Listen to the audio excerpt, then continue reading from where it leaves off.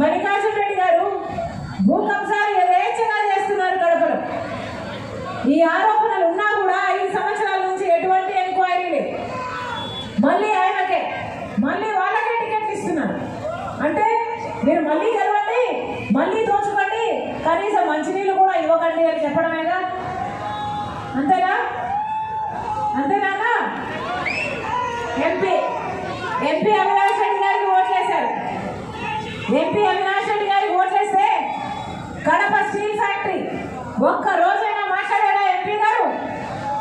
పార్లమెంట్కి వెళ్తున్నాడు, వస్తున్నాడు కదా, ఢిల్లీలో ఏం చేస్తున్నాడు?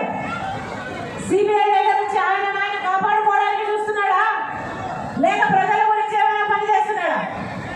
ఒక్కసారైనా పార్లమెంటులో కడప స్టీల్ ఫ్యాక్టరీ కోసం కొట్లాడా? ఢిల్లీ వీధుల్లో కొట్లాడా?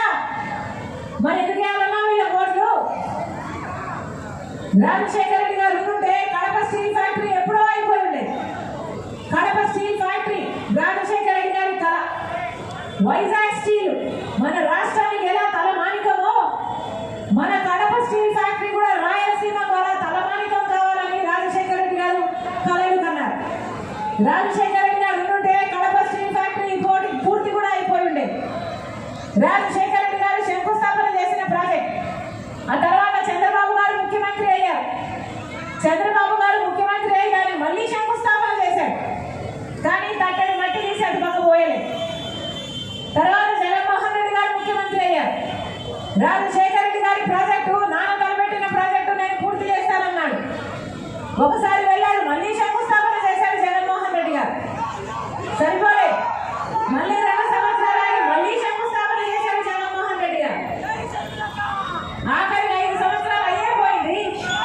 కడప స్టీల్ ఫ్యాక్టరీలో కనీసం ఒక ఇటుక మీద ఇటుక కూడా పెట్టలేదు. మరి ఇలాంటి వాళ్ళకి ఎందుకు ఓట్లేయాలి? ఎందుకు ఓట్లేయాలన్నా? రాజశేఖర రెడ్డి గారి కొడుకు కడప స్టీల్ ఫ్యాక్టరీ పూర్తి చేస్తాడు అనుకుంటే కడప స్టీల్ ఫ్యాక్టరీ కాలేదు కదా, అది శంకుస్థాపన చేసే ఫ్యాక్టరీగా తయారైంది. అందరూ వెళ్ళడం, శంకుస్థాపన చేయడం, వెళ్ళిపోవడం. ఇప్పటికి 4-5 సార్లు దానికి శంకుస్థాపన జరిగిపోయింది. కానీ ఒక తట్టడు మట్టి తీసి పోసింది లేదు, ఒక ఇటుక పెట్టింది లేదు, ఫ్యాక్టరీ వచ్చింది లేదు, ఉద్యోగాలు వచ్చింది లేదు. మరి వీళ్ళకి ఎందుకు ఓట్లు వేయాలో ఆలోచన చేయండి. కనీసం ప్రత్యేక హోదా కోసం ముఖ్యమంత్రి